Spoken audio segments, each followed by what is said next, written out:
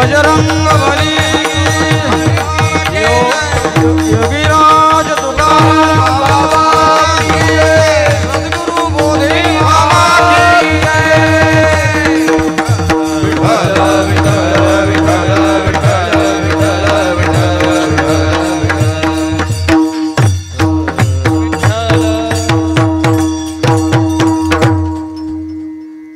नित्यानंदाच्या घरा विवेक पैल तीरा पावविती तेची सद्गुरु संत जन निजात्मज्ञान फळदाते वदनी वसविली वेदोनिती स्वधर्म स्थापिती सकळांचे तेची सद्गुरु संत जन निजात्मज्ञान फळदाते निळामणी नीतिधामा निळामणी नीतिधामा वैकुंठगामा विश्रांती तेची सद्गुरु संत जन निजात्मज्ञान फळदाते विठ्ठल विठ्ठल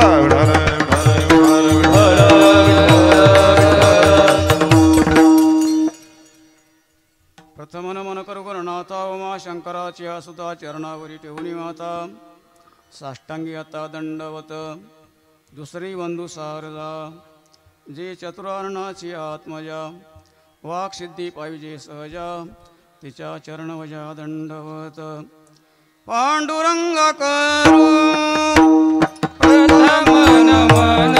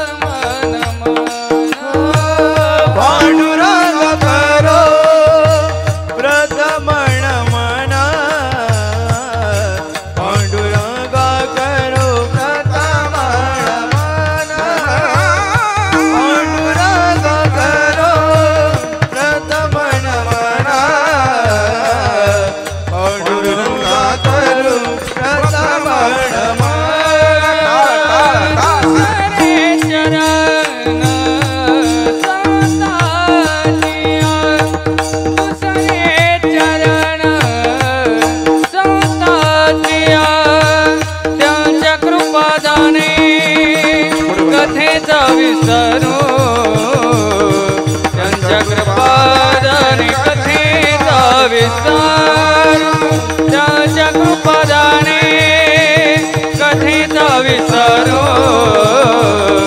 त्यांच्या कृपादाने कथेचा विसरू दुसरे चरण सांडा देया दुसरे चरण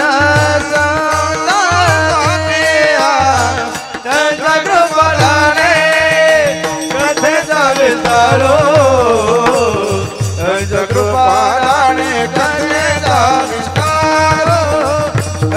कृपादाने कथेचा विस्तारो कृपादाने कथेचा विस्तारो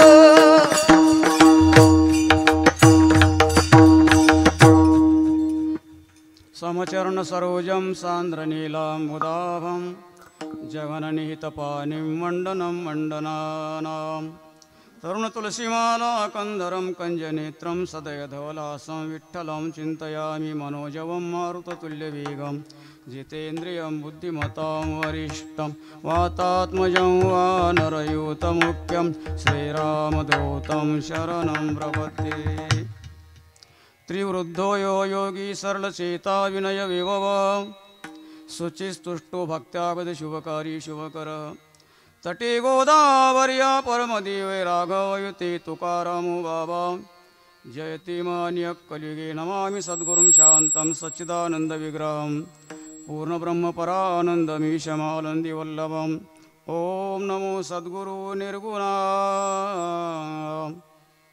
पार नाही तव गुणा बैसोनी माझिया रसना हरिगुणा वर्णवी हरिगुण विशाळ पावन वदवी तू कृपा करून मी मूढमती दीन मनहुनी कीव भाकी तसे तुमचा अनुग्रह झाली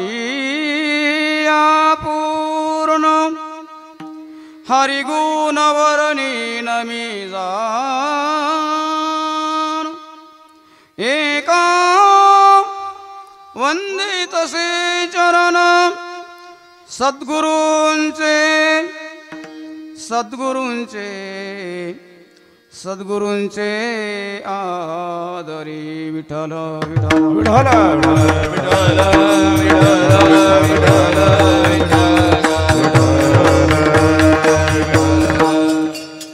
नित्यानंदाच्या घरा विवेक पैलतीरा पावविती तेची सद्गुरु संतजन निज आत्मज्ञान फळदाते प्राप्त प्रसंगी कीर्तनरूपी सेवेसाठी घेतलेला अभंग भगवत चरणावर पूर्णपणे आसक्त असलेले संसाराविषयी सगळ्या संसाराविषयी पूर्णपणे विरक्त असणारे आणि तत्वनिष्ठ असणारे आणि त्यातही पुन्हा सद्गुरूंच्या चरणावर पूर्णपणे निष्ठा असणारे असे श्री संत निळोबा महाराज यांचा अभंग या ठिकाणी सेवेसाठी निवडला.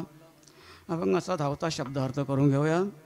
या अभंगातून निळोबा महाराज एक सद्गुरूंचं महिमा सांगतात, संतजनांचा महिमा सांगतात. नव्हे अभंग संतांचा महिमा वर्णन करणारा अभंग आहे. काय महिमा आहे संतजनांचा? जो एक नित्यानंद आहे की त्या आनंदात पुन्हा कधी त्रुटी येत नाही, बाधा होत नाही, कधी दुःख होत नाही, काही नाही. नित्य म्हणजे कायमचा, नित्य म्हणजे कायमचा आनंद. असा तो नित्य आनंद ज्या घरामध्ये आहे तो आपल्याला कोणालाच माहिती नाही आहे. तो फक्त त्या सद्गुरूंना माहिती, त्या संतजनांना माहिती.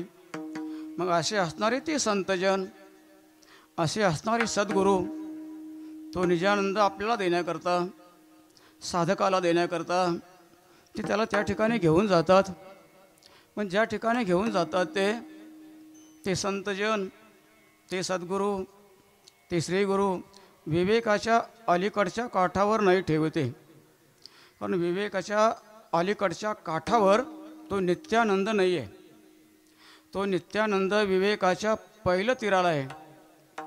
पलीकडच्या काठावर तो असणारा नित्यानंद, आणि तो नित्यानंद दाखवण्याकरता कायम भोगायला मिळावा म्हणून श्री गुरु संतजन आणि साधकाला तिथं घेऊन जातात. त्या विवेकाचंही जे असणारं पहिलं तीर नदी असावी, तिला 2 तीर असावी. तशी नदीचा अलीकडचा तीर ओलांडून पलीकडच्या तीरावर जावं. त्याप्रमाणे तो निजानंद प्राप्त करण्याकरता, भोगण्याकरता त्याला आपण कायम स्वरूपानंदामध्ये कायम मग्न होऊन जावं, एकरूप होऊन जावं. यासाठी विवेक म्हणजे विचार, त्याचाही जो असणारा पलीकडचा तीर त्या विचाराच्या पलीकडच्या तीरावर नेऊन पोचवतात. आणि मग ज्या साधकांना त्या सद्गुरूंनी, त्या संतजनांनी विवेकाच्या आणि पहिलं तीरावर नेऊन पोचवलं तिथं फार जवळ आहे. ती नित्यानंदाचं घर फार जवळ आहे. तिथून अनायशाच ते मग कोणाला न विचारताना त्या नित्यानंदाच्या घरामध्ये जातात. असे जे असणारे सद्गुरू संतजन ते काय करतात? ते आपल्या मुखातून एक तर बोलत नाही, आणि जर बोलायचं ठरलं तर त्यांनी आपल्या मुखामध्ये जणू काही जे वेदाचं ज्ञान आहे, जे वेदाची नीती आहे, जे वेदाचे नियम आहे, जे वेदाचे धर्म आहे, जे वेदाने स्वधर्म सांगितला तीच मुखातून बोलतात. ते वदनी वसविली वेदो नीती नाही ते असं ते बोलायला लागल्यावर जी वेदाची नीती आहे त्यांनी आपल्या मुखामध्ये बसवली. म्हणजे अतिशय प्रेमळ, रसाळ, मधुर आणि सत्य असं बोलणं बोलतात. ते बोलणं बोलतानाही वेदाचंच जे ज्ञान आहे आणि ते त्या साधकाला तुम्हा आम्हाला सर्वांना समजावून सांगतात. आणि असे जे असणारे सद्गुरू शेवटी त्या साधकांना कायमच्या दुःखातून मुक्त करण्याकरता ते आधी त्यांनी निजधामाची प्राप्ती केली असल्यामुळं ते त्या साधकाला म्हणा, त्या सच्चिष्याला म्हणा, सर्वसामान्य जनाला ज्यांना त्या वैकुंठाला यायची इच्छा असेल ते सद्गुरू त्यांना त्या वैकुंठाला घेऊन जातात. विठ्ठल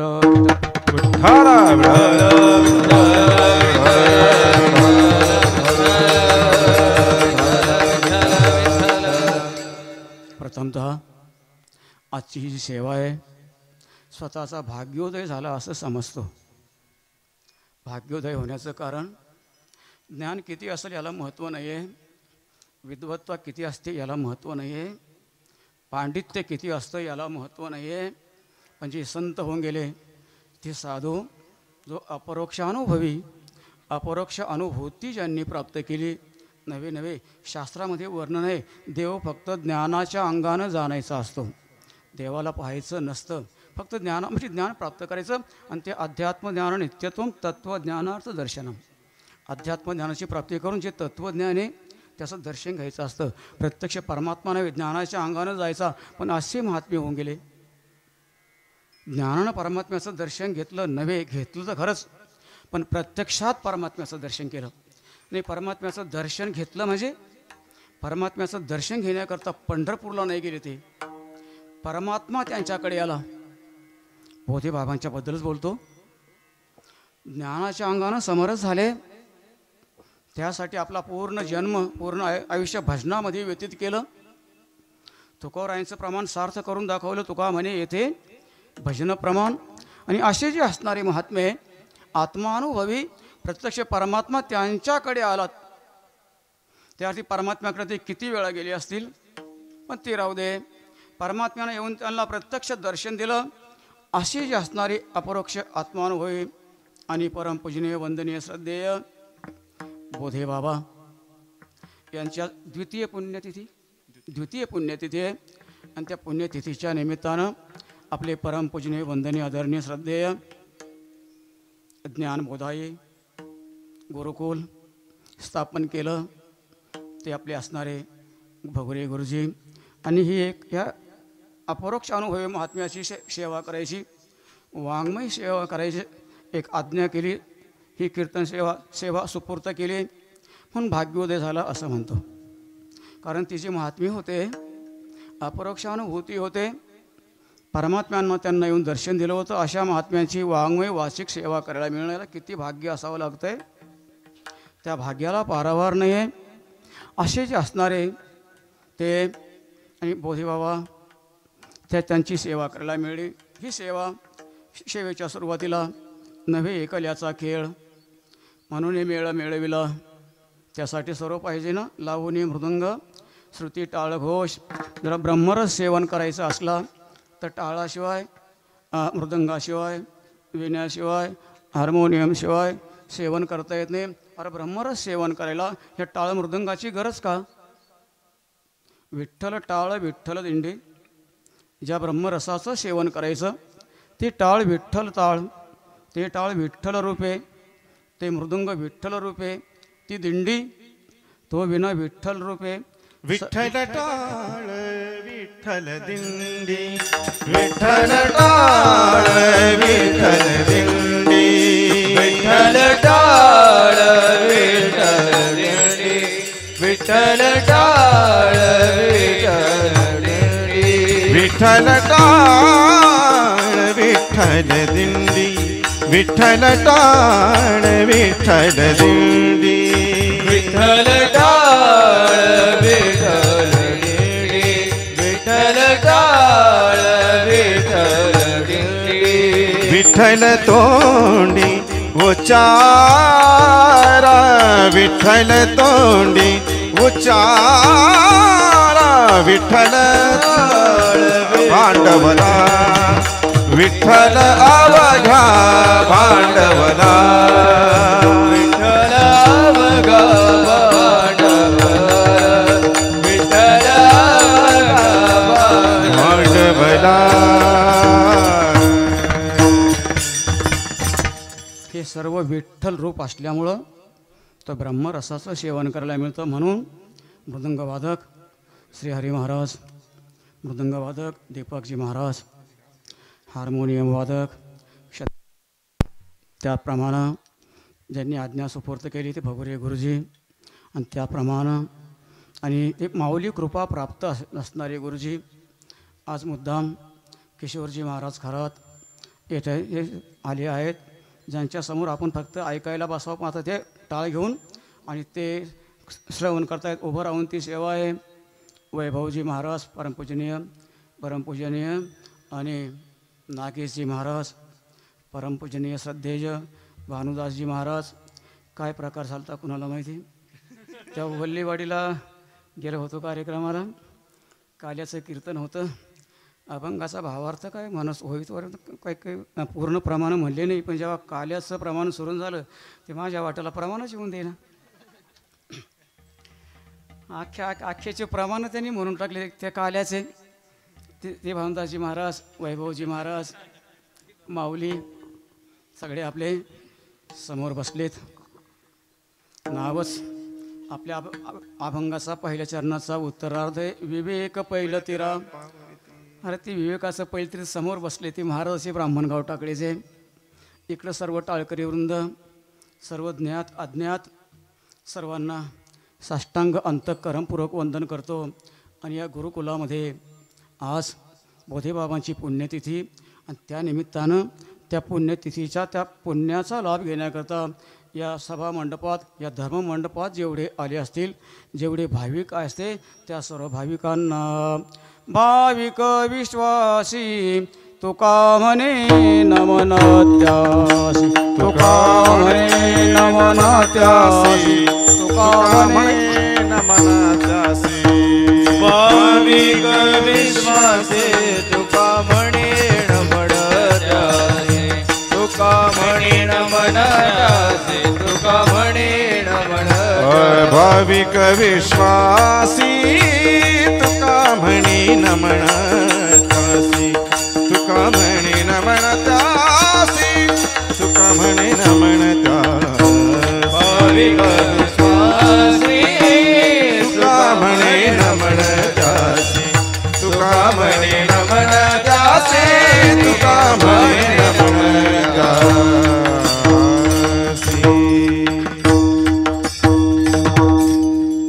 नित्यानंदाच्या घरा विवेक पैल तिरा पावविती तेची सद्गुरु संतजन निजात्मज्ञान फळदाते. या ठिकाणी सेवा आज बोधेबाबांची प्रातस्मरणीय बोधेबाबा त्यांची पुण्यतिथी आहे.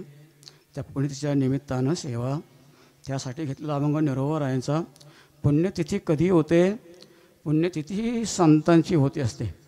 आपली पुण्यतिथी होत नाही आहे. आपलं श्राद्ध होतं आणि देवाची जयंती होत असते. त्या देवाची जयंती होण्याचं कारण त्याचं जन्मापासून अवतार संपेपर्यंत त्याचं काहीच बिघडत नाही, म्हणून देवाची जयंती. पण मग जयंती फक्त देवाचीच करायची ना. जयंती माणसाची कधी करायची नसते. जयंती फक्त देवाची असते, माणसाची जयंती नाही. एक माणसाचं दोन्हीतून एक होईल. एक माणसाची पुण्यतिथी होईल, नाहीतर मग एक श्राद्ध होईल. माणसाचं श्राद्ध कोणाचं होतं. ज्यांनी संतत्व प्राप्त केलं नाही, ज्यांनी परमात्म्याचा अपरोक्ष साक्षात्कार प्राप्त केला नाही, त्यांना पुनरपी जननम हे पुन्हा सारखं चक्र चालू आहे. म्हणून ज्यांना पुन्हा जन्म आहे, ज्यांची जन्ममरण परंपरा संपली नाही, त्यांचं श्राद्ध. आणि ज्या थोर महात्म्यांनी मानवी जीवनामध्ये येऊन ज्यांनी असा क्रांती केली, असा पराक्रम केला, रात्रंदिवस युद्ध करून जो पराक्रम केला, आपलं जीवन अति उच्च पातळीवर नेऊन ठेवलं, हिमालयाच्या शिखरावर जे जीवन नेऊन ठेवलं, म्हणजे मानवी जीवनामध्ये एक संतत्व प्राप्त करणं आणि एक परमात्म्याचा साक्षात्कार प्राप्त करून घेणं ही उच्चतम अवस्था आहे. आणि ती अवस्था प्राप्त करण्याकरता ती काही सहजासहजी होते का. संतत्व प्राप्त करायचं आहे, त्यात पुन्हा परमात्म्याचा साक्षात्कार करून घ्यायचा आहे. या दोन गोष्टी सहजासहजी घडत नाही. त्यासाठी कठोर साधना करावी लागते, त्यासाठी कठोर तपश्चर्या करावी लागते. एवढी कठोर तपश्चर्या जेव्हा केली जाते एका जन्मात का,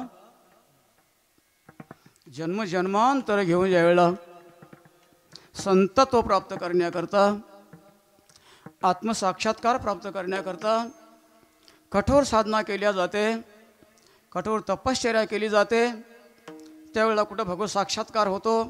आणि एकदा का भगवत साक्षात्कार झाला की सगळ्या दुःखाची निवृत्ती होते. एकही दुःख राहत नाही. मग तो जीव त्या नित्यानंदामध्ये शिव होतो आणि तो आता शिव झाला तर जीव म्हणता येत नाही, जीवदशा संपून जाते, शिवदशा प्राप्त होते आणि ती शिवदशा प्राप्त केल्यावर तो जीव नित्य आनंदामध्ये कायमचा रममान होतो.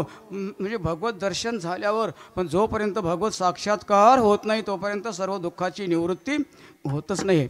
ज्यावेळेला भगवत साक्षात्कार होईल तेव्हा सगळ्या दुःखाची निवृत्ती होईल. मग भगवत साक्षात्कारापासून दुःखाची निवृत्ती होत नाही, भगवत साक्षात्कारापासून दुःखाची निवृत्ती तेव्हा होईल. तेव्हा म्हणजे केव्हा? ज्या सगळ्या दुःखाची नात्रायांच्या वय मज लागी दुःख व्हावे ऐसे कोणी भाविना. दुःख मला दुःख यावं असं कोणाला वाटत नाही. मी कायमचा सुखी असावा, मी कायमचा आनंदी असावा ही सर्वांची इच्छा आहे. पण ती इच्छा भगवत साक्षात्कारापासून तो आनंद मिळत नाही. मग महाराज सांगतात, श्रुती माता सांगते, तुम्हाला तुमच्या दुःखाची निवृत्ती तेव्हा होईल. केव्हा होईल? भगवत साक्षात्कारापासून तुमच्या दुःखाची निवृत्ती तेव्हा होईल. म्हणजे केव्हा होईल? श्रुती माता सांगते, दुःखाची निवृत्ती तेव्हा यदा चर्म वदाकाश वेष्ट इष्यन्ति मानवा तदा देवमविज्ञाय दुःखशांतो भविष्यति. दुःखशांतो, दुःखशा अंतो, अंत दुःखाचा अंत भविष्यात होईल. कधी? यदा चर्म वदाकाशम. चर्म हे चर्म, वदाकाशम हे चर्म घेतलं त्या जशा आपण त्या चर्माची वळकुटी करतो. वळकुटी का करतो? ते त्याला मूर्त स्वरूप आहे. इथं सगळे गाद्या सगळे आसनं टाकले, याचा आपण कार्यक्रम झाल्यावर याची वळकुटी करू. याची वळकुटी का करता येते? हे याला आकार आहे, हे मूर्त स्वरूपानं आहे. जशी याची वळकुटी करता येते या मूर्त स्वरूपाची, तसं आकाश अमूर्त आहे. या अमूर्त आकाशाची जेव्हा तुम्हाला वळकुटी करता येईल, अमूर्त आकाशाची वळकुटी केली का ज्या वेळेला कराल त्यावेळेला भगवत दर्शन नाही झालं तरी दुःखातून तुमची मुक्तता होईल. विठ्ठल विठ्ठल विठ्ठल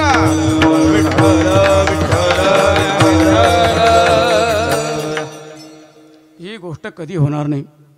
या अमूर्त आकाशाची वळकुटी करायची, त्याला काही आकार रंग नाही, रूप नाही, त्याला काही नुसती पोकळी. हिची वळकुटी कशी करणार? म्हणजे आकाशाची पोकळीची वळकुटी करता येतच नाही. श्रुती माता सांगते त्याप्रमाणे भगवत दर्शन झाल्यापासून सगळ्या दुःखाची निवृत्ती होतच नाही. मग ते भगवत दर्शन होण्याकरता, दुःखाची निवृत्ती होण्याकरता जे महात्मे कठोर साधना करतात, कठोर तपश्चर्या करतात, म्हणून त्यांच्या चरित्राचं वर्णन कशा करता करायचं आहे, त्यांनी भगवत साक्षात्कार करून घेतला. आणि एक अमूल्य असणारी रत्नाची ओळख, की ज्या रत्नाची किंमत होत नाही, इतर रत्नांची किंमत होते, पण त्या संतांनी जे सद्गुण धारण केले आणि दैवी संपत्तीचे गुण सगळे त्यांच्या ठिकाणी असल्यामुळं आणि त्या गुणांचा नुसता विचार केला, त्या संतांच्या चरित्राचं चिंतन केलं, तरी आपल्याला जी अमूल्य असणारी रत्न आहे त्या अमूल्य रत्नाची प्राप्ती होते. म्हणून त्यांची पुण्यतिथी करायची. विठ्ठल विठ्ठल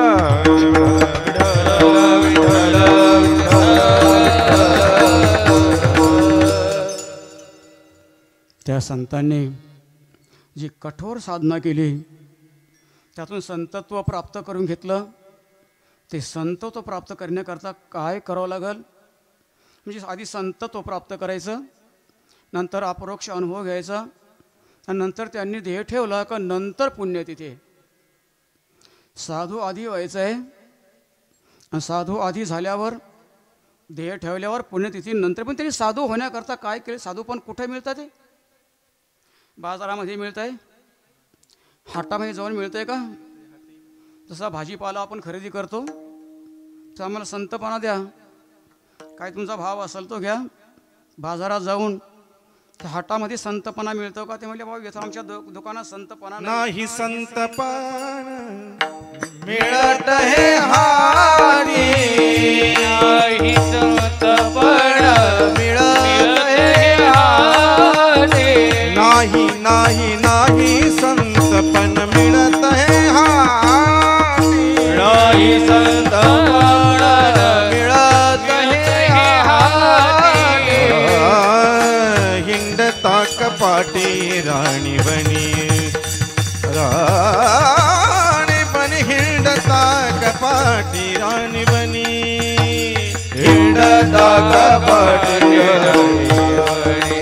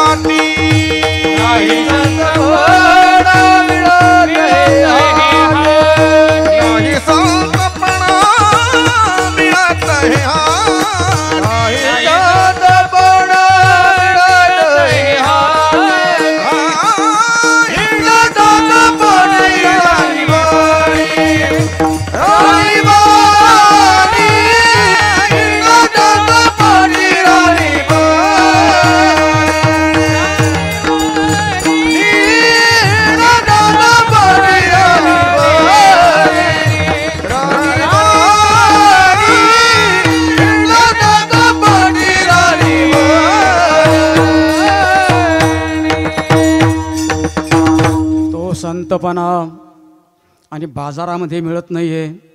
मग तो संतपणा तुम्ही रानावनात हिंडण्याकरता गेले तर रानावनामध्ये तो संतपणा मिळत नाही, म्हणून तर सांगून टाकलं का रे हिंडता रानो राणी पुसा संतासी जाऊनी,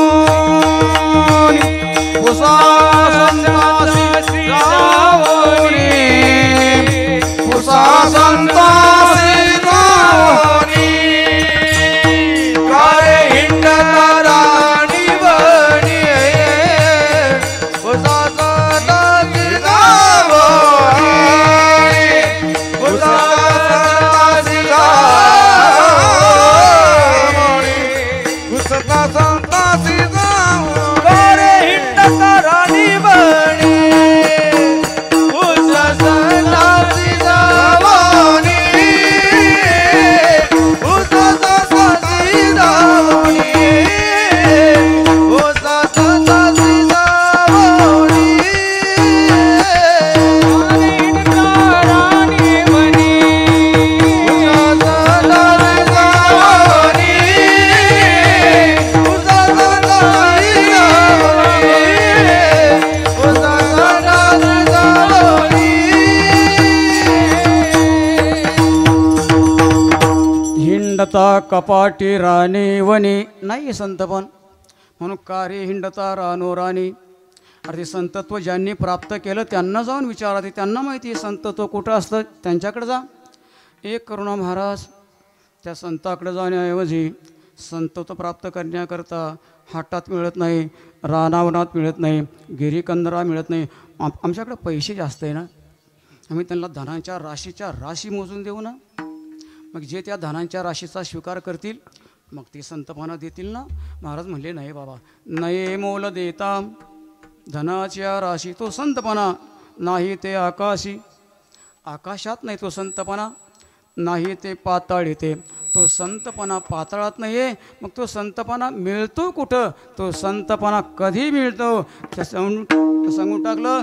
तो का म्हणे मिळे जीवाची साठी, जीव नाही दिला तर नाही तरी गोष्टी सांगू नये, जीव बळी देता हाताले. महाराज जीव बळी द्यायचा मग संतपणा प्राप्त होतो. जीवच जर मारला संतपणा प्राप्त करायचं राहिलं कुठं. जीव मारण्याकरता जीवाला मरण आहे का, ज्ञानोबा आहे. जीव न देखे मरण. मग जीव बळी द्यायचा म्हणजे काय करायचं, पण त्या संतपणा प्राप्त करण्याकरता तुका म्हणे मिळे जीवाची साठी. जीवावरचं जे असणारं सगळं प्रेम, शरीरावरचं जे असणारं सगळं प्रेम, इंद्रियावरचं असणारं सगळं प्रेम, म्हणजे सगळ्या देहावरचं असणारं प्रेम, अरे जगतभान संपून जावं, स्वतःचं देहभान समजा संपून जावं. आणि आपली असली ही काया, आपला असणारा हा जीव जेव्हा त्या परमेश्वराला अर्पण केल्या जाईल तेव्हा कुठं त्या परमेश्वराची कृपा होईल. आणि तो परमेश्वर एकदा कृपाघन वळला का तो त्या संतांची भेट करून देईल. आणि मग त्या संतांच्या कृपेनं तुम्हाला त्या संतत्व प्राप्त करता येईल. म्हणजे आपली काया सगळं परमेश्वराला अर्पण केल्याशिवाय नाही. तुझं हे समर्पिली काया, तुझं हे समर्पिली काया, जीवे भावे पंढरीराय, जीवे भावे पंढरीराय. समर्पिले काया, तुझे समर्पिले काया, जीवे भावे पंढरीराया, जीवे भावे पंढरीराया. सांभाळी समविषमडाया, सांभाळी समविषमडाया, करी छाया कृपेची, करी छाया कृपेची.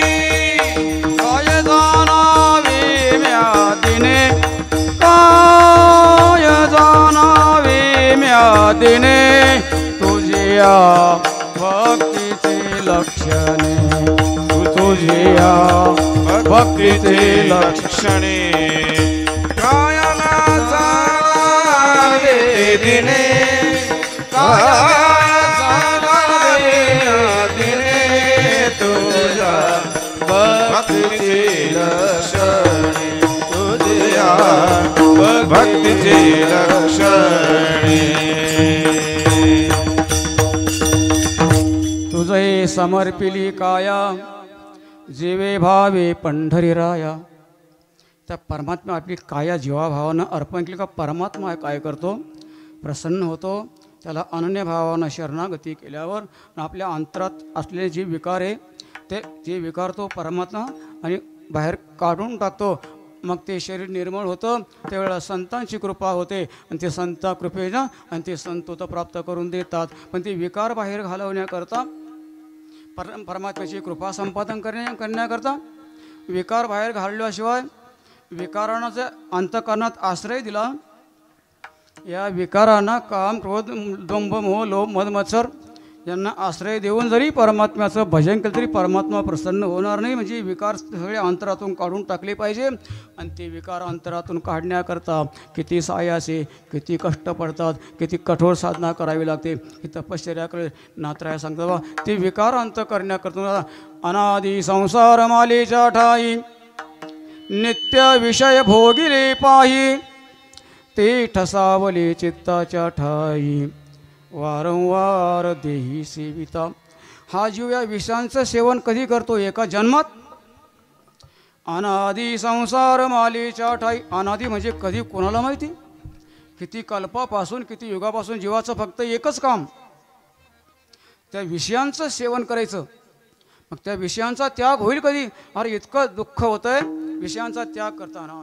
जे सारसाही विघडता होय हुनी वत्स काढिता ना तारी भानंगद वडिता भानया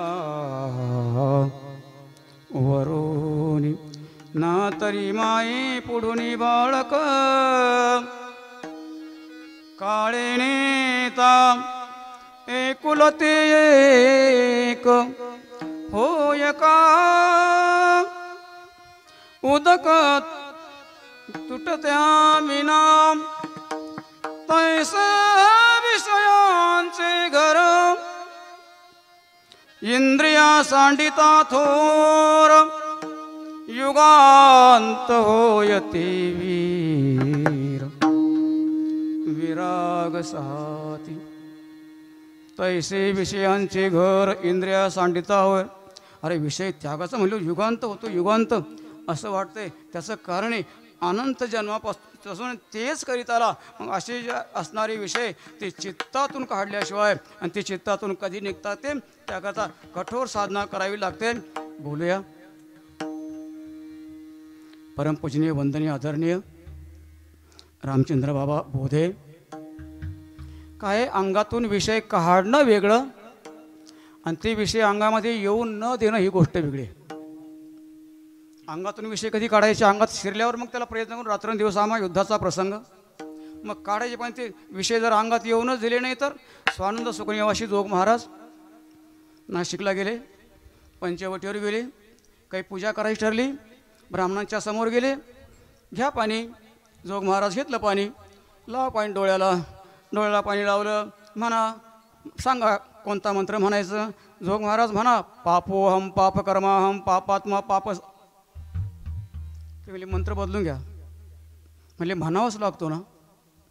म्हणजे म्हणण्याकरता पाप केलंच नाही ना.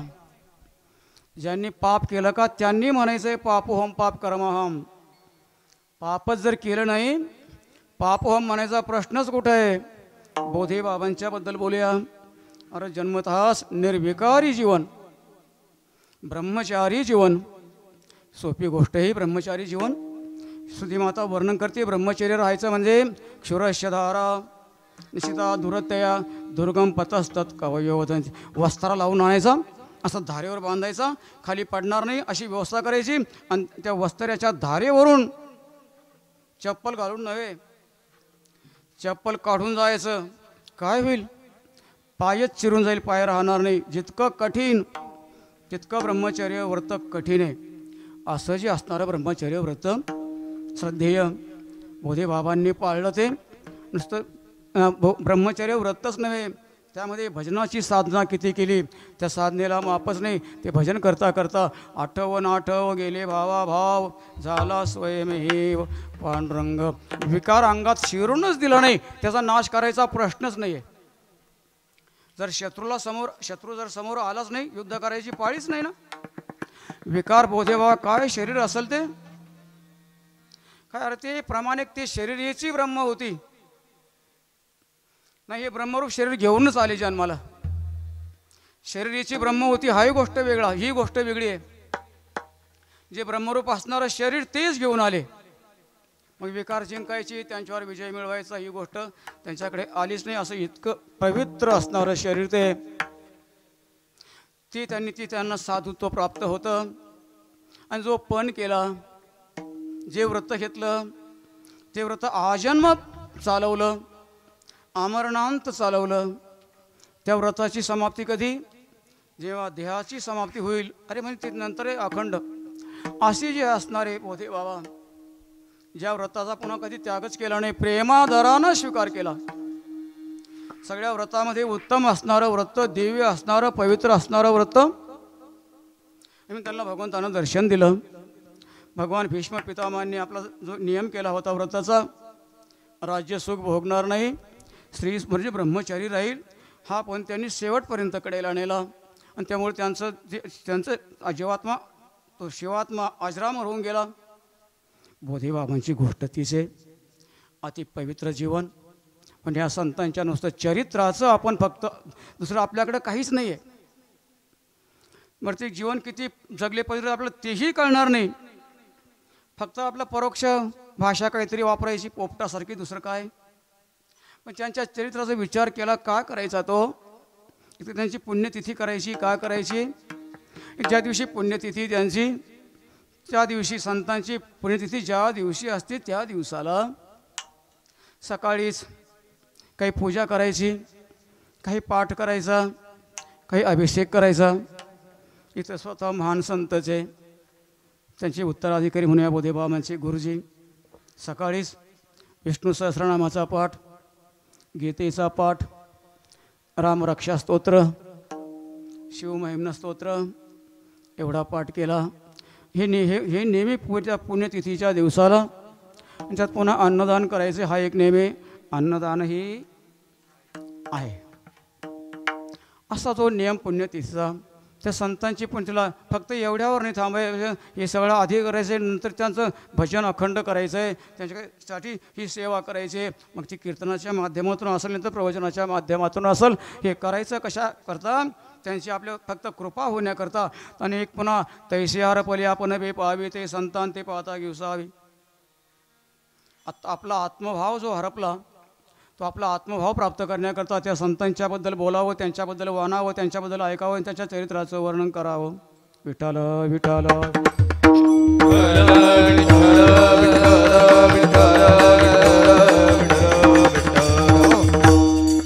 आणि असलेला आजचा दिवस संतांच्या महिम्यावरच बोलायचं आहे. निळोबरायांनी अभंग लिहिला, अनेक अभंग असतील, वैराग्यपर, नामपर, उपदेशपर, विठ्ठल महात्म्यपर, विठ्ठल नामपर, जनांना उपदेश करण्यापर. पण हा जो अभंग ह्या संत महिमा वर्णन करणारा अभंग आहे. आणि या अभंगातून निळोबाराय आणि सांगतात बाबा प्रत्येकाला आनंदाची गरज आहे, पण तो आनंद कोणत्या घरामध्ये तो माहीत नाही.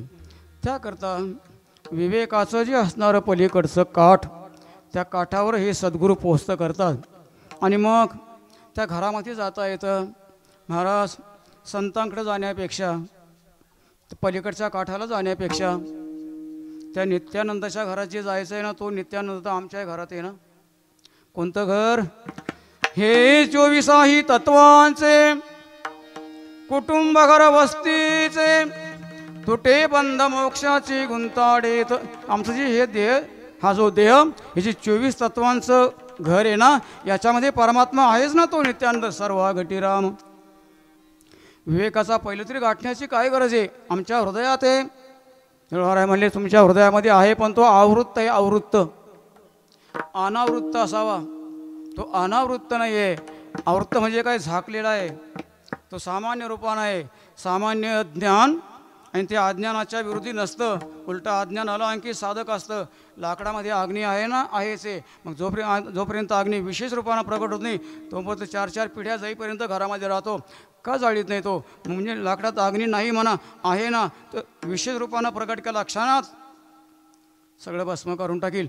तसा परमात्मा तो निजानंद, तो आत्मानंद, तो नित्य आनंद, आता प्रकारे तो योगानंद, तो ब्रह्मानंद, तो विद्यानंद, काय असेल ते सगळे देहात येणार. पण तो आवृत्त आहे ना, त्याची आवृत्त असल्यामुळं सगळं जग पाहावं तर सगळं जग दुःखानं व्याप्त आहे ना. सुखिया कोई नाही रे. जर तो प्रगट असता सगळेजण सुखी झाला असता ना. तो प्रगट करण्याकरता, देहामधून प्रगट करण्याकरता काय करावं लागतंय? आहे देहातच आहे. मग तुम्ही जर देहात प्रगट केला तर मग काही कुठं जाऊ नका ना. तुम्हाला विवेकाच्या पलीकडच्या तीरावर जायची गरज नाही. पण तो देहामध्ये प्रगट करताना तुम्हाला काय करावं लागेल? त्या परमात्म्याचं सेवा आणि स्मरण अखंड करावं लागेल. आणि ते सेवा आणि स्मरण करता करता, ही परमात्म्याची सेवा करता करता ज्यावेळेला तुमच्या अंगामध्ये पात्रता येईल, भगवत दर्शनाची इच्छा करायची नाही आहे, त्याचं स्मरण करण्याची इच्छा करायची आहे. विचारलं माऊलींना, बोधे बाबा शेवटची वेळ आली होती, अखंड त्या परमेश्वराचं विठ्ठल विठ्ठल विठ्ठल विठ्ठल आणि पंढरी पंढरी पंढरी हे चिंतन चालू होतं. मने वेधो तयाचा पंढरीरायाचा. कोणता वेध होता? वेधू कोणता होता? वेधू होता पंढरीरायाचा. अखंड विठ्ठलाचा नाम जप मुखामध्ये होता. आणि त्या विठ्ठलाच्या नामानं त्या पंढरीच्या रायाला सारखं आळवीत होते. नारद महर्षी म्हणले, एक करा, जो परमात्मा तुम्हाला कधी भेट देत नाही ना, तुम्ही त्याच्याकरता एक करा, त्याचं सेवा आणि स्मरण सोडू नका.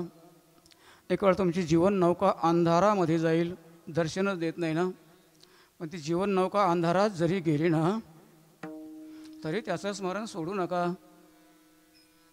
एक दिवस असा वजेल शता एका तरी जन्माच्या शेवटी.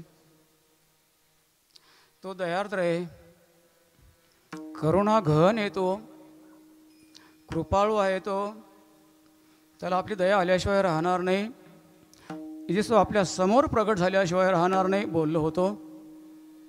बोधे बाबा दवाखान्यात होते, आषाढीची वारी आली, सारखी मनी वेधो तयाचा पंढरी पंढरी पंढरी. अखंड मुखामध्ये भजन होतं, विठ्ठल विठ्ठल विठ्ठल. डोळे बंद केले होते. एक संतांची कृपा सांगतो बरं.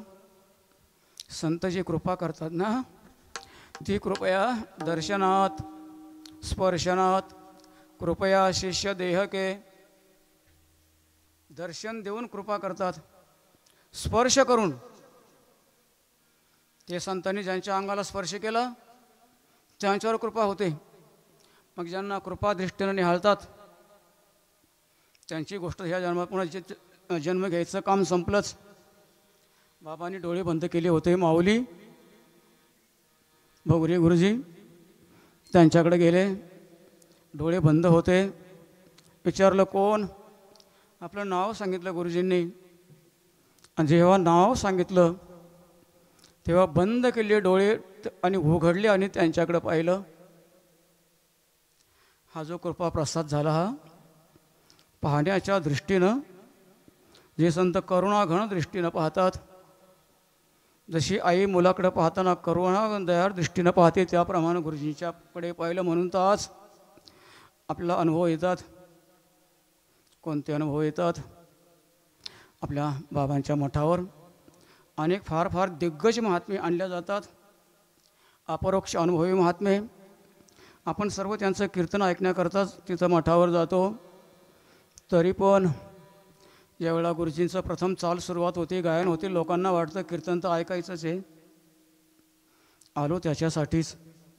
म्हणजे स्वर आहे चालीचे, हे स्वर बंदच करू नये. म्हणजे बंद म्हणजे अखंड नव्हे, थोडा वेळ तरी जरा जादा चालावे. याचं कारण काय? जे डोळे उघडून पाहिलं विठ्ठल विठ्ठल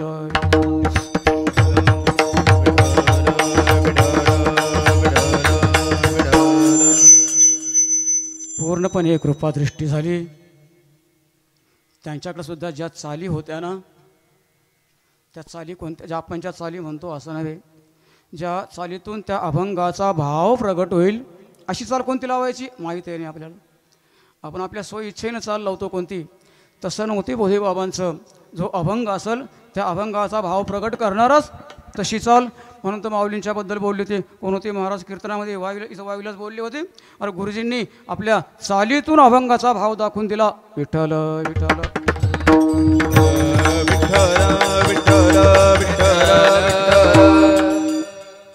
आनंद आपल्या घरातच आहे, देहातच आहे. मग ते बाजूला जायची काय गरज. तो आनंद देहात आहे, तो प्रगट करावा लागेल तेव्हा ना. तो आनंद प्रगट तेव्हा होईल जेव्हा त्या परमात्म्याची सेवा जास्त कराल, जेव्हा परमात्म्याचं स्मरण जेव्हा जास्त कराल, जेव्हा त्याच्याबद्दल प्रेम जास्त वाढेल. आणि ते प्रेम वाढता वाढता वाढता इतकी सेवा कराल की हे जे मन आहे ना, हे मन आपला ठिकाणा सोडून देईल. आपला ठिकाण म्हणजे हृदयातून बाहेर जाईल का, नव्हे नव्हे. हे मन आपला ठिकाण सोडून म्हणजे मनाचा लय होईल. परमात्म्याचं चिंतन करता करता आणि मनाचा लय झाला की त्या मनाचं उन्मन स्थिती प्राप्त होईल. म्हणजे ते मन उन्मनी अवस्थेत जाईल. आणि ज्यावेळेला ह्या मनाला उन्मन स्थिती प्राप्त होईल त्यावेळेला त्या उन्मय स्थितीमध्ये त्या प्रत्येक जीवाला जे अतींद्रिय असणारे अनुभव, इंद्रियांच्या अतीत असणारे अनुभव, त्या अनुभवाचा प्रत्यय घेण्याची क्षमता मग येते. पण ही क्षमता येण्याकरता परमात्म्याचं नामस्मरण अहोरात्र चालू पाहिजे. विठ्ठल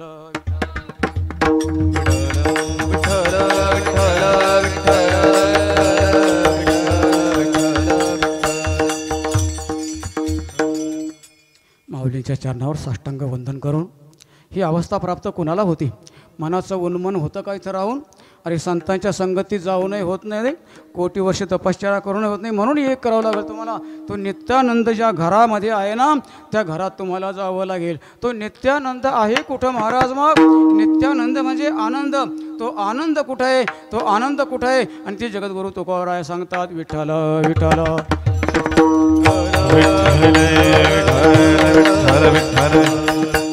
आनंद अद्वय नित्य निरामय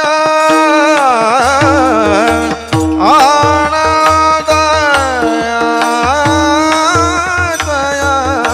नित्य निरामय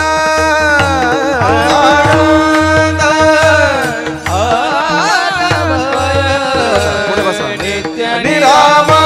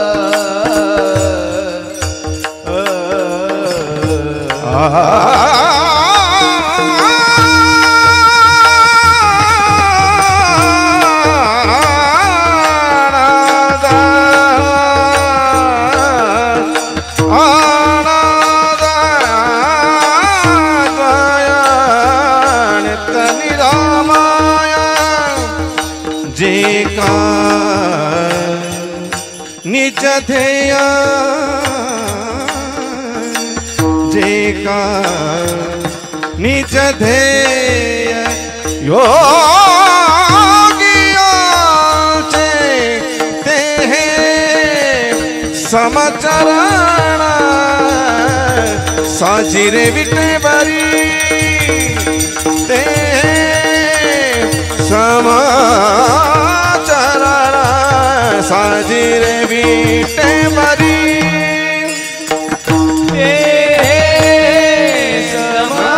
समचरण साजिरे विटे बरी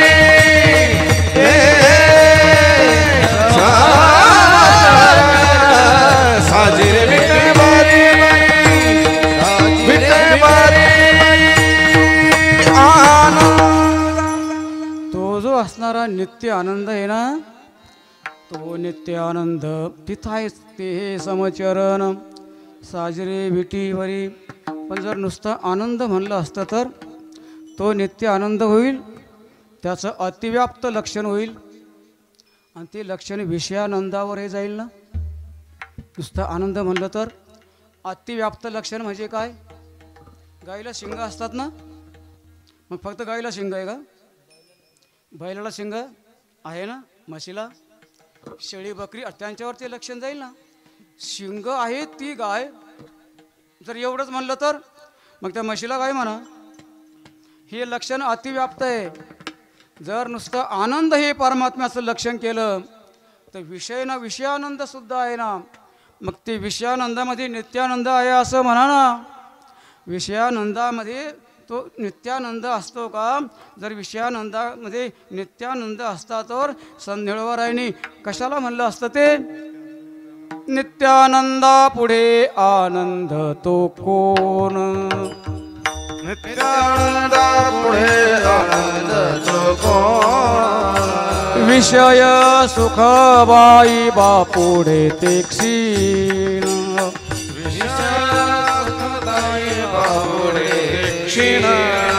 जेथे न सरेची वैकुंठ सदन. तेथे सरेचे वैकुंठ सदन. शाई त्रिकुट भुवन ओ निघो म्हणून या त्यागी ती परवते. निघो म्हणून या त्यागी ती परवते.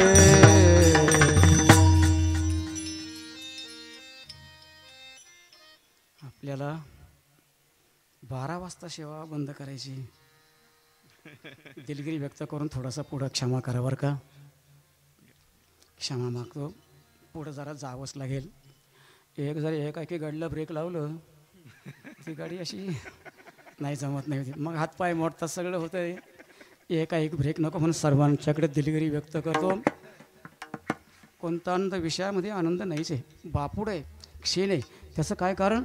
तो विषयानंद मर्यादित आहे, तो नाशवान आहे, तो विकारी आहे, तो देशानं काळानं बाधित होतो, त्याचा नाश होतो. आत्मानंद तसा नव्हे. त्याचं कारण तो जो नित्यानंद आहे ना, तो देशानं मर्यादित नाही, तो काळानं मर्यादित नाही आहे. श्रुती माता सांगते तो जो नित्यानंद आहे, तो जो परमात्मा आहे, तस्य नित्यत्वात कालतः अपि अंत नास्ति. तस्य नित्यत्वात तो आत्मानंद, तो नित्यानंद कसा आहे? तस्य नित्यत्वात कालतः. त्याला कालाचं त्याला कालात सापडत नाही आहे. त्याचं कारण त्याचा कालानं नाश होत नाही. तस्य अपि अंतः. ह्या विषयानंद मर्यादित म्हणून याला काळाचा नाश आहे. तो परमात्मा देशाच्या बाहेर आहे. चेतना नित्यो नित्यानाम चेतनश्चेतनानाम एको बहुनाम यो विदधाति कानाम. तो परमात्मा नित्य आहे, तो परमात्मा चेतन आहे. विषय काही चेतन आहे का? विषय जड आहे. तो परमात्मा आनंदरूप असल्यामुळं त्याचा कधी नाशच नाही असा तो असणारा परमात्मा, नित्यानंद परमात्मा. म्हणून हे ते लक्षण या विषयानंदावर जाऊ नये म्हणून पुढं अद्वय पद घातलं. अद्वय पद आनंद आणि अद्वय. नित्यानंद आहे तो, पण कसा आहे तो? अद्वय. अद्वय म्हणजे काय? त्याची व्याख्या आता ज्ञानोबा केली. आकारो जेथ सरे, जीवत्व जेथ विरे, द्वैत जेथ नुरे, अद्वय जे. आता हे लक्षण विषयानंदावर तर जाणारच नाही आहे. आकार जेथ सरे, जिथं आकार संपूर्ण जातो आणि जिथं आकार संपतो त्या आकाराच्या पहिलं तीरावर जे असणारं आकाराचे पहिलं तीर. अरे जीवत्व जेथ विरे, जिथं जीव एकरूप होऊन जातो, विरून जातो. द्वैत जेथ नुरे, जिथं द्वैत शिल्लक राहत नाही. विषयानंद हा द्वैतजन्य आनंद आहे. मग ते लक्षण त्या करता पद वापर असा तो नित्यानंद असणारा. एक राहिलं बोलताना आमचे परमपूजनीय वंदनीय आदरणीय वेलदाळी महाराज आले. बसून घेतलं खाली, मागवून आले म्हणून खाली बसले. काय ठीक आहे, दंडवत धन्यवाद देतो. आपणाला पुढं जावं लागेल. आपल्याला असाच असणारा नित्य आनंद. तुकोबराया, तुम्ही कोणत्या घरामध्ये राहतात? आम्ही आमच्याकरता घर बांधलं. कोणतं घर? तसं निंद्यानंदाचं घर असतं तसं तुमचं घर कोणतं आहे? निरंजनी आम्ही बांधी येले घर. निराकार निरंतर राहिलो से निराकार निरंतर राहिलो से निराकार निरंतर राहिलो से निराकार निरंतर निरंजनी आम्ही बांधिले घर निराकार निरंतर राहिलो से निराकार निरंतर राहिलो से निराकार निरंतर राहिलो से हा हा निरंजनी आम्ही बांधिले घर निराकार निरंतर राहिलो से निराकार निरंतर राहिलो निराकार निरंतर राहिलो से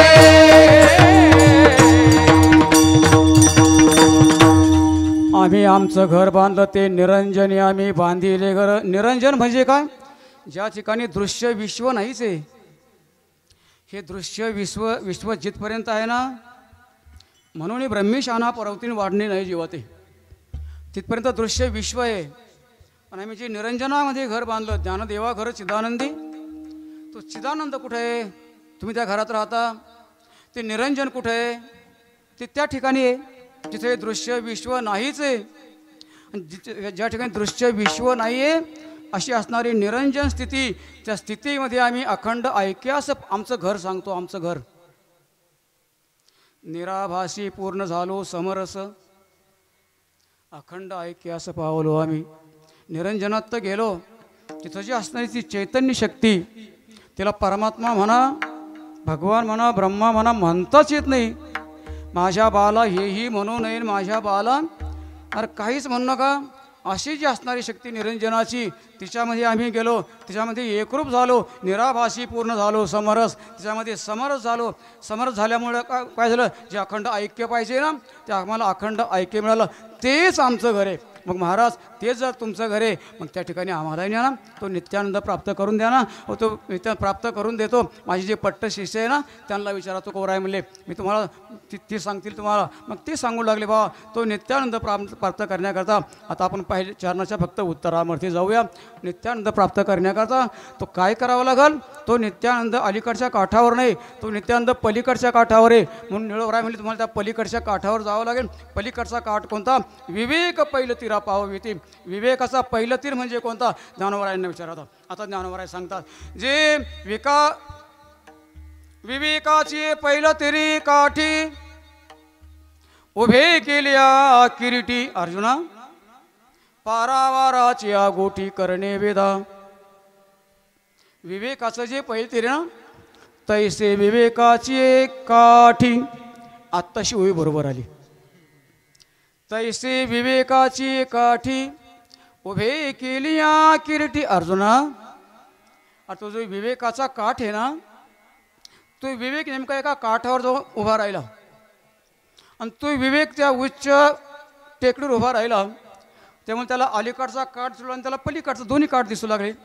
त्या विवेकाला ना, विवेकानं अलीकडचा काठ पाहिला, उंच टेकडीवर गेला, मग त्या विवेकानं पलीकडचा काठ पाहिला. मग त्या विवेकानं जो काठ पाहिला तो अलीकडचा काठ पाहिला. अलीकडचा काठ कोणता? तो अलीकडचा जो काठ पाहिला, ज्ञानोबरायांनी वर्णन केलं, अलीकडच्या काठावर क्षर आणि अक्षर पुरुष आहे आणि पलीकडच्या काठावर उत्तम पुरुष आहे. मग त्या ज्या विवेकानं अलीकडचा काठ पाहिला, क्षर आणि अक्षर पुरुष. क्षर पुरुष म्हणजे जीव चैतन्य आणि अक्षर पुरुष म्हणजे मायोपाधीनं युक्त असणारं पूर्ण अज्ञान. ते अक्षर तिथं ठेवून काय करतो अलीकडच्या काठावर? अरे जीव चैतन्य, जीव दुःखरूप आहे का? नाही, जीव दशा हेच दुःख आहे.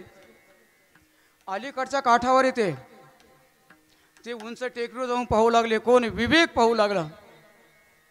अर्जुना तैसे विवेकाची काठी कुठं? तुला सांगतो मग ते काय, पारावाराची गोटी. वेदानं त्याचा निष्कर्ष काढला.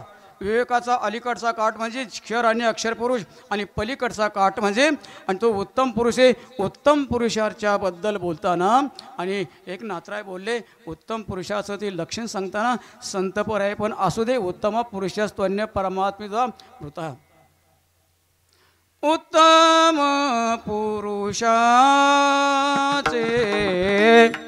उत्तम लक्षण उत्तम पुरुषाचे उत्तम लक्षण उत्तम पुरुषाचे उत्तम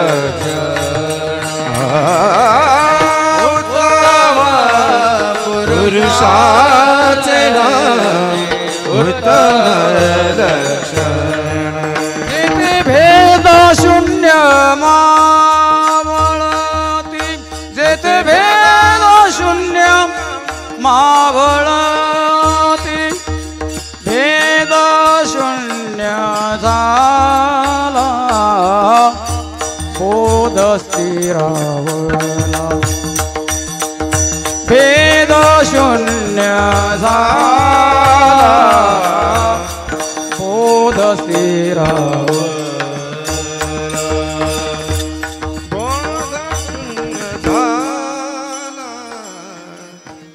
बोध स्थिरावला उत्तम पुरुषांचे उत्तम लक्ष जेथे भेद शून्य मावळते जेथे भेद शून्य मावळते तुका म्हणे भेदा भेद गेला वाद खंडोनी गेला वाद खंडोनी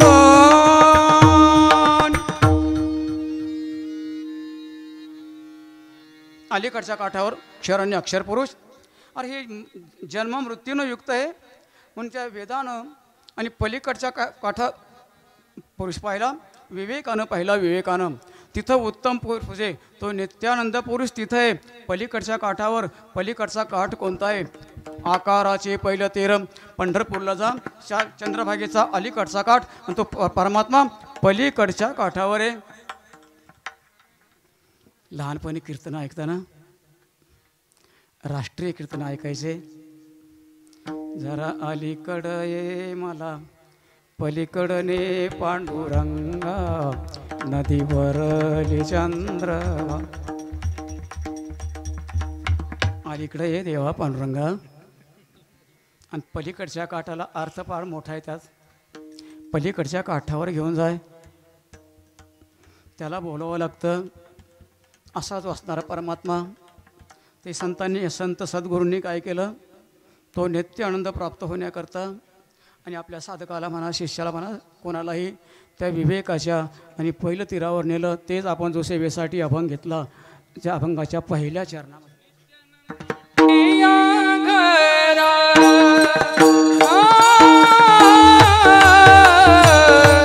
नित्यानंदाची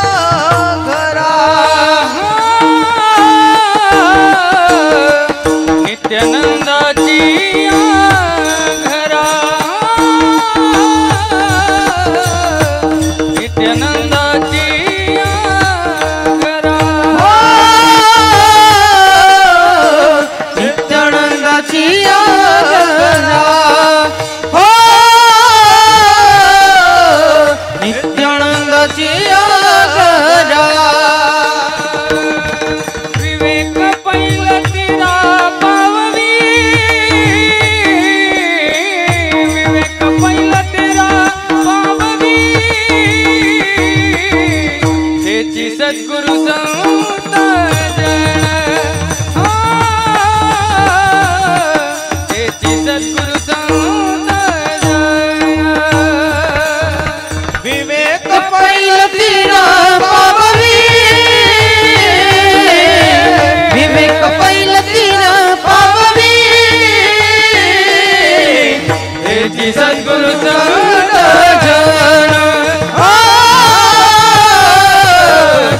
तेची सद्गुरु संत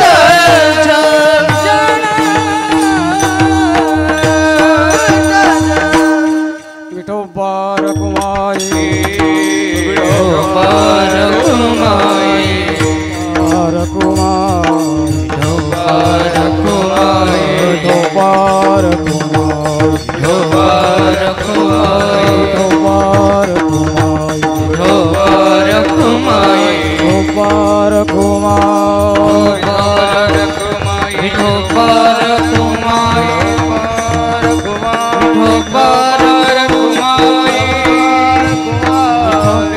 विठोबार कुमारी विठोबार कुमार हरी जय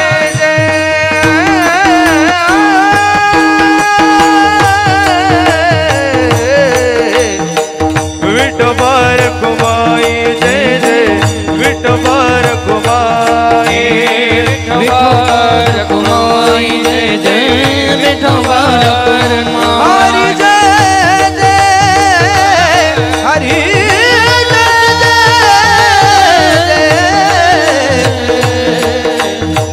विठोबार कुमारी जय जय विठोबार कुमारी विठोबार कुमारी जय जय विठोबार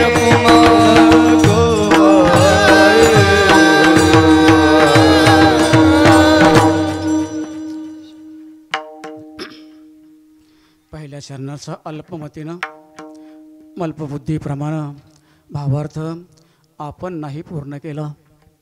बोधे बाबांनी कृपा केली अदृश्य रूपानं आणि तो भावार्थ त्यांनी पुरा करून घेतला. दुसऱ्या चरणामध्ये जायचं. या नित्यानंदाच्या घराला संतजन पोहोचता करतात, सद्गुरू पोहोचता करतात. तो नित्यानंद त्यांच्या कृपेनं नित्य स्वतः आपल्याला घेऊन जातात आणि त्या घरामध्ये नेतात आणि तो नित्यानंद प्राप्त होतो. पण जे असणारे सद्गुरू, जे असणारे संतजन, त्या सद्गुरूंच्याबद्दल बोलताना एक तर संत कोणाला म्हणायचं? सन्मार्गवर्तीनं संत, सन्मार्गाने चालतात ते संत. असे असणारे संत कोणाला म्हणायचं? शांता महांतो निवसंती संतो वसंत वल्लोकहितं चरंता तीर्णा स्वयं भेवभावार्णमजनान अहेतुनान्यपि तारयंता अहेतुनान्यपि. अरे त्यांचा जे संतांचा शांता महांतो अतिशय शांत अतिशय महान असे जे असणारे संत, त्यांचा स्वतःचा भवसागर संपलेला असतो, पण जगाच्या कल्याणा आणि संतांची उदी असल्यामुळं सगळ्या जगाचा भवसागर ते पार करतात, त्यांच्या दुःखातून मुक्त करतं. त्याबद्दल बदला काय घेतात? त्याचा पगार काय घेतात? अहेतू नान्यपि तारयंता. अहेतू काहीसुद्धा हेतू नाही, उलटा आपलं शरीर त्यांच्याकरता झिजवून आणि त्यांचा उद्धार करतात. असे असणारे ते संत म्हणा, सद्गुरू म्हणा. एक ठिकाणी सांगितलं, बाबा सद्गुरूंच्या विना तुम्हाला तो नित्यानंद प्राप्त होणार नाही. किती प्रयत्न करा तुम्ही तुमच्या मनानं वेद वाचून ग्रंथ वाचून परोक्ष ज्ञान प्राप्त करून घ्याल. वेदशास्त्र जाणीतले आगामी पूर्ण ज्ञान झाले आहे ते राहिले वेगळेची. वेदशास्त्र जाणीतले आगामी पूर्ण ज्ञान झाले. मधलं एक गेलं. या कारणे श्री गुरुनाथू जव मस्तकी न ठेवी हातू निवृत्ती दास असे विनवितू तव निवांतु किवी होय. किती ज्ञान संपादन करा, किती होय वेद वाचा, किती शास्त्र वाचा आणि आगामी पूर्ण ज्ञान झाले. अरे एवढं सगळं ज्ञान होऊ दे, पण जोपर्यंत श्रीगुरू आपल्या मस्तकावर हात ठेवीत नाही, जोपर्यंत श्रीगुरू आपल्याकडं कृपा दृष्टीनं पाहत नाही, तोपर्यंत आता तुम्हाला परमात्म्याचं दर्शन होणार नाही. आता श्रुती माता सांगते, जोपर्यंत श्रीगुरूंचा हात मस्तकावर होणं, श्रीगुरूंची कृपा होत नाही, तोपर्यंत तुम्हाला नित्यानंद प्राप्त होणार नाही. आणि तो प्राप्त न होणार नाही म्हणजे कसा? ते सद्गुरू विना कोटी कल्पस भीस तत्व ज्ञानम न विद्यते. यथा जातंदस्य रूपेण न विद्यते तथा गुरुपदेशेन विना कल्पकोटी तत्वज्ञानम न विद्यते. एखादा जात्यंध मनुष्याचा धृतराष्ट्र होते, जन्मताच आंधळे, काही त्यांना जगत पाहता आलंच नाही. का नाही पाहता आलं?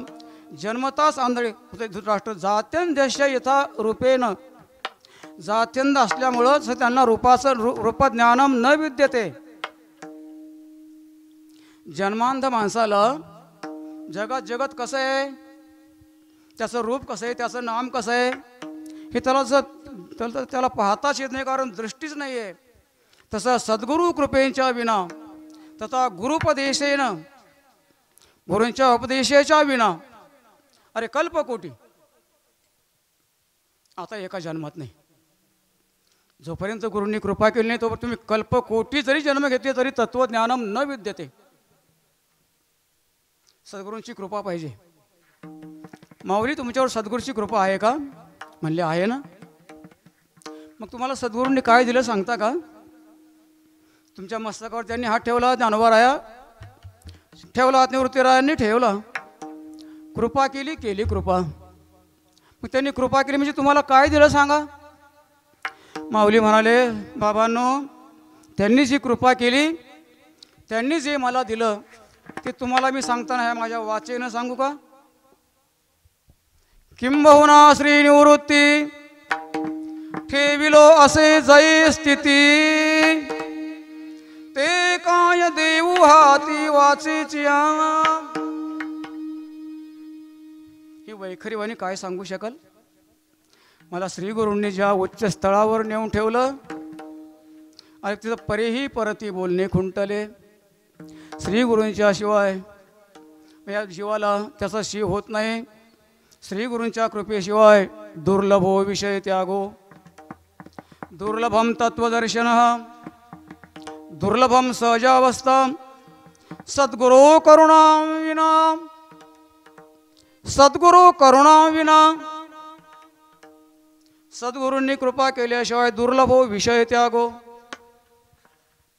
विषयांचा त्याग करणं अतिशय दुर्लभ गोष्ट आहे, होतच नाही. पण दुर्लभ असणारी गोष्ट जर सद्गुरूंनी कृपा केली तर दुर्लभो विषय त्यागो, अर्थ सुलभो होतो. या श्लोकात तसं शब्द नाही आहे. उगाच काय मनाचं बोलावं. दुर्लभो विषय त्यागो, पण तो आपण सुलभ होतो. दुर्लभम तत्वदर्शनम. काय परमात्मा, कुठं राहतो परमात्मा? नको जास्त लांबट होईल ते. नाम वसामी वैकुंठे. अरे तो परमात्मा तिथं येतो ना, कुठं पाहता त्याला? त्याला देहभाव सोडून त्याला आळवा ना. माझे भक्त गाती जेथे. हे प्रमाणला काष्टन बाबांनी गुरुवारी बंद केलं होतं, म्हणाले हे प्रमाण म्हणू नका. आम्हाला काय माहिती क्षेपक एक काय, त्यांनी बंद केलं. म्हणलं बाबा मग काय म्हणायचं? म्हणावं तर लागेल ना. म्हणे हे करा ना, कोठे नका पाहू, करा हरी कथा, तेथे अवचिता सापडेल. नाहम वसामी वैकुंठे योगिना हृदयराव मद्भक्तायत्र गायंती तत्र तिष्ठामी नारद. याप्रमाणे आता बाबा मात्र काही परमात्म्याला भजन विना घेऊन आळवू लागले.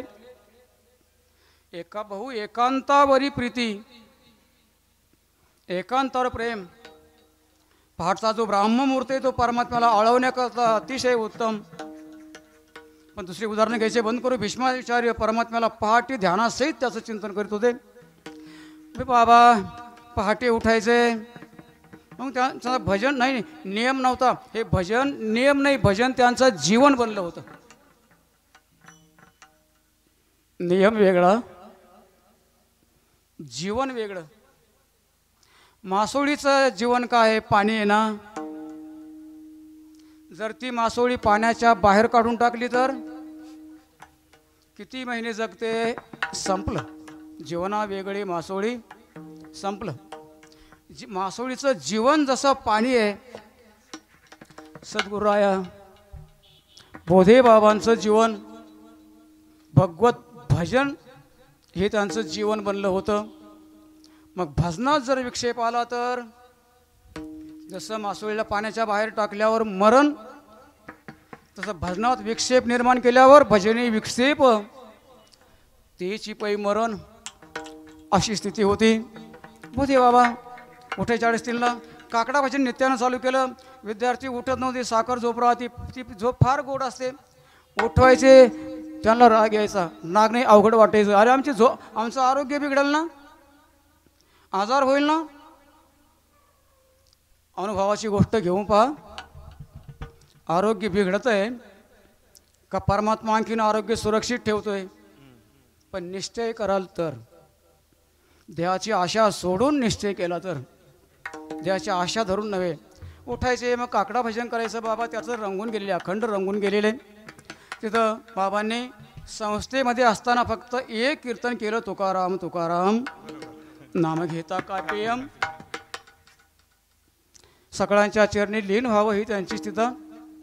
संस्थेतला एकही कार्यक्रम सोडला नाही, पण व्यासपीठाला कधी पायानं स्पर्श केला नाही. याच्यात आपल्याला काही कळणार नाही, फक्त बोलून जाऊ. व्यासपीठाचं पावित्र्य किती आहे. थोडंसं वाढव बोलतो बरं जरा, दिलगिरी व्यक्त करून 1-2 मिनिटासाठी. बाबांनी व्यासपीठाला पायानं स्पर्श नाही केला, टाळी घेऊन उभे राहायचे. ते व्यासपीठाचं पावित्र्य सांगताना किती पावित्र्य आहे. व्यासपीठावर राहून उभं राहून काय म्हणायचं. व्यासपीठावर उभं राहून फक्त तुकोबरायाचे अभंग, ज्ञानोबरायांचे अभंग, नाथरायांचे अभंग हेच म्हणायचं आहे. जर तुम्ही व्यासपीठावरून भावगीतं म्हणू लागले, नियतीचा शाप बसेल, कधी काळी बसेल सांगता येत नाही. इतकी व्यासपीठाची पवित्रा. एक महात्मा आले होते रांजणगावला. ते आपलं बाबांचं अण्णांचं अभिष्ट चिंतन सोहळा होता. त्यात ते बोलले, बोलता बोलता एक बोलले, काय करावं, खेद व्यक्त होतो, दुःख वाटतं फार. दुःख कोणतं वाटतं तेही त्यांनीच सांगितलं. अरे एवढी पवित्र गादी आहे नारदांची, पवित्र व्यासपीठ आहे व्यासजींचं, त्याच्यावर उभं राहून भावगीतं म्हणतात. त्यांनी फार मोठा खेद व्यक्त केला. शेवटी संतांच्या कृपेनं आमच्यावर थोडं 2 शब्द बोलायची पळी आली. जो त्यांनी खेद व्यक्त केला त्या खेदाबद्दल जरा बोलावं लागलं. म्हणलं गुरुवर्य, भावगीतं ह्या व्यासपीठावर म्हणल्या जातात, पण अण्णांनी जे माऊली कृपा प्राप्त असणारी गुरुजी त्यांना आणलंय वावीमध्ये. मग आता वावीचा जेवढा परिसर, फक्त त्यांच्या सानिध्यात जेवढे येतील तेवढे, बाकीचे नव्हे. तिथं मात्र भावगीतं म्हणायचं पूर्णपणे आता बंद आहे. तेव्हा त्यांना थोडासा दिलासा मिळाला. आता गुरुजींच्या भजनामध्ये, गुरुजींच्या चाली शिकवण्यामध्ये भावगीत तुम्हाला एक काही मिळणार नाही. ते काय काय ना माझ्या पाठ नाही, ते आई माझी ग काय दयेचा सागर का मायेचा सागर. तरी चुकला आता या व्यासपीठावर बोललो ते नको त्याचं अनुकरण करायला, तरी दोष लागला. रामकृष्ण हरी, रामकृष्ण हरी, रामकृष्ण हरी. एकही भावगीत म्हणू नका, आता सांगावंच लागेल.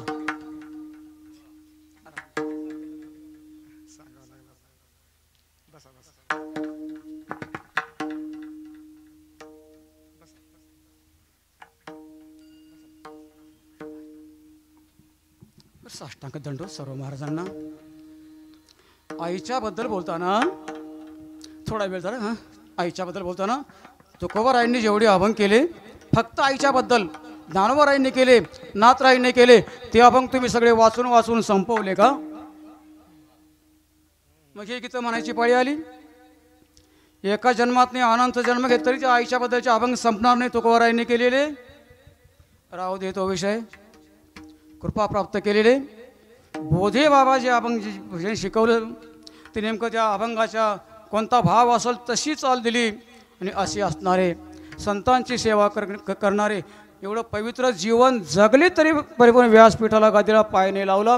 आता आपल्याला काही त्यात कळणारच नाही, आपल्याला का नाही लावला तो, त्याचं पावित्र्य किती सांभाळायचं आहे. असं जीवन जगता जगता संतांची सेवा करण्याकरता पूर्वीने आपल्या मागच्या काळामध्ये जे आज्ञेला साधं केले का त्यांना बाबा म्हणत नव्हते, बुवा या बुवा आले सगळे म्हणायचे. जेव्हा बोधे बाबा आणि पंढरपूरला गेले, धुंडा महाराजांच्या मठामध्ये त्यांची सेवा सगळं केली. आणि त्यांनी जेव्हा त्यांची दिनचर्या पाहिली, त्यांची अवस्था पाहिली, तेव्हा धुंडा महाराजांनी त्यांना बुवा म्हणायचं बंद केलं, बाबा म्हणू लागले. तेव्हापासून आता बोधे बुवा नाही, आता बाबा बाबा सगळे म्हणू लागले. हे परमात्म्याची अभ्या चिंतन सेवा करता करता आपण बोलून गेलो. परमात्म्याला आळवता अखंड परमात्म्यांचं विठ्ठल विठ्ठल हे नाव मुखामध्ये होतं. आता नाही का ते प्रमाणे बोलण्याची नाही, आणि आता देवाविना काही अशी स्थिती होती. आणि त्यांचा तसं तर आजार झाला होता. त्यांच्याकडे तितिक्षा गुण होता. तितिक्षा गुण पंढरीच्या वाळवंटामध्ये गेली, मागून एक गाडी आली, त्यांच्या पायाला धक्का लागला, पाय मोडला. भानदास महाराज आले, त्यांना नेलं ताबडतोब दवाखान्यात नेलं. डॉक्टरनं प्लास्टर केलं.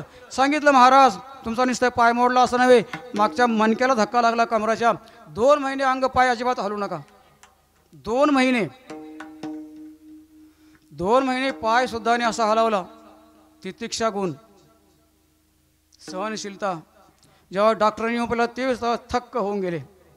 तो आजार नीट झाला आणि पुन्हा ही सगळी सेवा करता करता अखंड परमात्म्याच्या चिंतनामध्ये आपला जीव भाव अर्पण करता करता करता आपण बोलून गेलो, तुझंही समर्पिली काया. आपलं शरीर सगळं त्या परमात्म्याकरता माऊलींच्या करता अर्पण केलं होतं. जीवे भावे पंढरीराया. मग तो परमात्मा कृपा करणार नाही का? त्या परमात्म्यानं कृपा केली.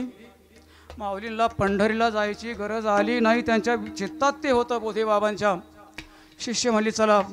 ते बोलली जरा काही काही, पंढरी आली पंढरी आली. पंढरी म्हणता म्हणता विठ्ठल विठ्ठल म्हणता म्हणता देहाची प्राणज्योत आपल्या पांडुरंगाचरणी समर्पित करून टाकली. परमात्मा तिथं आला त्यांना भेटायला. वारी होते, बालयुगी महाराज होते. चैतन्य महाराज म्हणले घरी नका ना राहू बाबा, वय झालं, वारीत मरण येईल ना. ते म्हणले वारीत जर मरण तर त्या वारीतल्या मरणापेक्षा दुसरा लाभ कोणता आहे? चंद्रशेखर महाराज म्हणले पंढरीत मृत्यू येण्यापेक्षा वारीत मृत्यू येऊ द्या. अरे उद्धार नाही, परमात्मा त्यांचा दास होतो. बालयोगी महाराजांनी पंढरीच्या वारीमध्ये आपला देह ठेवला. कुठे पुण्याजवळ मागं पुढं. लोहगावची ठाकूरबाव होते. शरीर थकलं होतं एकदम. तुम्ही जाऊ नका वारीला. अरे नेम आहे ना, मुलाला पाठवते ना. असा शब्द वापरला. विस्तू आहे का रे हिच्या तोंडात टाका. किती मोठी निष्ठा असेल. शेवटी निघाली वारीला. लोहगावकर ठाकूरबा. जे व्हायचं तेच झालं. वारीमध्ये प्राण गेला ना. वारीमध्ये प्राण झालं. चैतू ऋग्वेद भूषण त्यासारखं दुसरं भाग्यच नाही आहे या बोधे बाबांचं.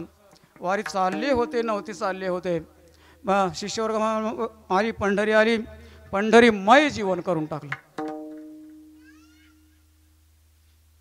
प्राणज्योत परमात्म्यामध्ये विलीन करून टाकली. याकरता सद्गुरूंची सेवा केली.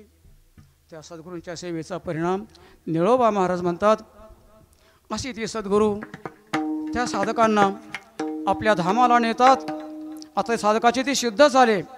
धामाला नेतात आणि धामाला नेऊन जिथं वैकुंठ ग्राम आहे ना, त्या वैकुंठ ग्रामामध्ये त्यांना पूर्णपणे विश्रांती देतात. अभंगाच्या शेवटच्या चरण निळामणी नीती धामा, निळामणी नीती धामा,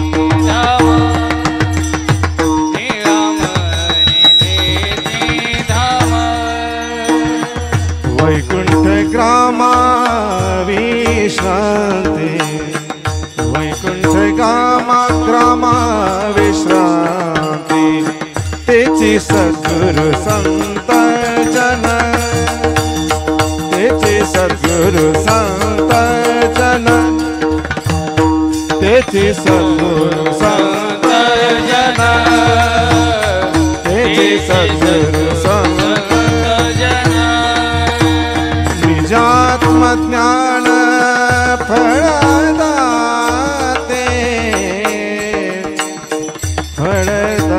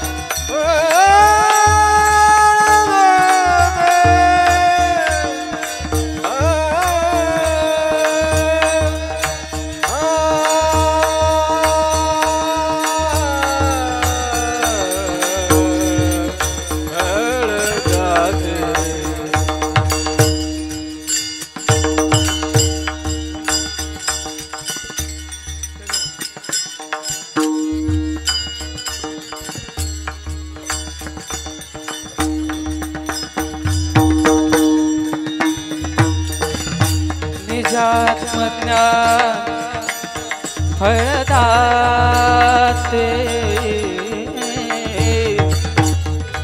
निज आत्मज्ञान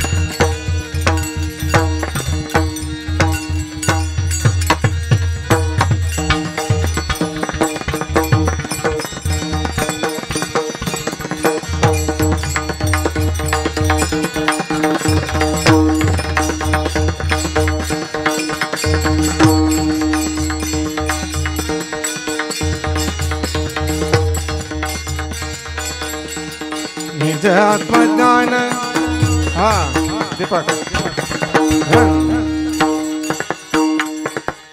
वेदू उठ लो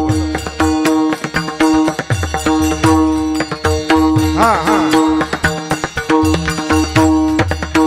बस लो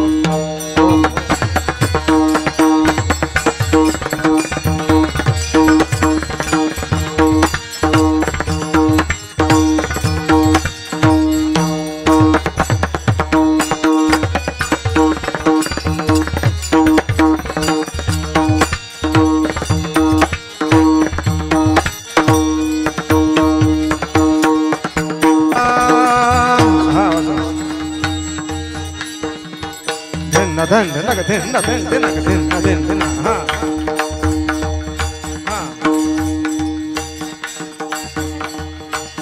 दोघे बाजू हा हा निसा गा मा पा गा मा धा नि सा सा नि सा धा नि पा गा मा पा गा मा धा नि सा गा मा धा नि सा गा मा धा नि सा गा मा धा नि सा वाजवा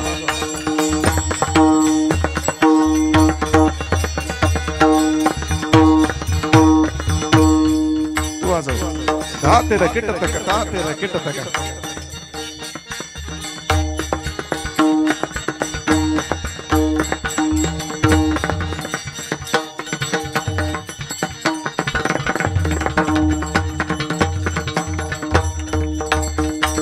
धन धन लगी वाजवा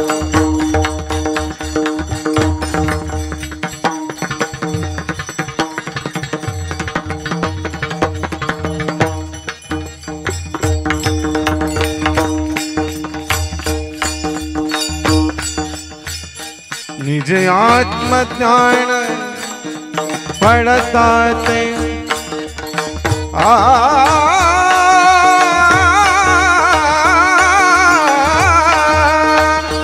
निज आत्मज्ञान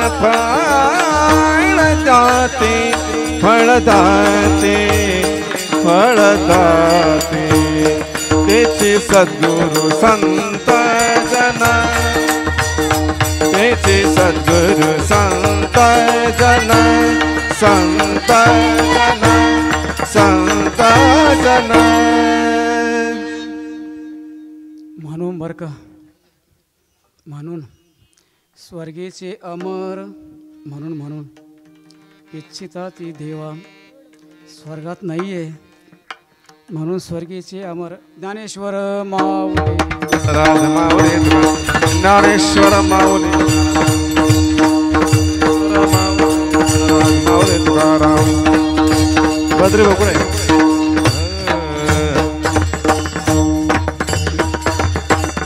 प्रभो तुम्ही महेशाच्या मूर्ती मी तव दुबळा अशुद्धसे भोक्ती सर्व ईश्वराच्या मूर्ती असणारे एकदा पुन्हा आता उपसंहार म्हणून सर्व मृदुंगवादक हार्मोनियम वादक सर्व संत वृंद सर्व श्रोते वृंद सर्व टाळकरी वृंद सर्व माता भगिनी सर्वांच्या चरणावर साष्टांग अभिवादन करतो विनम्र नमन करून साष्टांग दंडवत करून आपल्या सेवेला विठ्ठल जय जय विठ्ठल जय जय विठ्ठल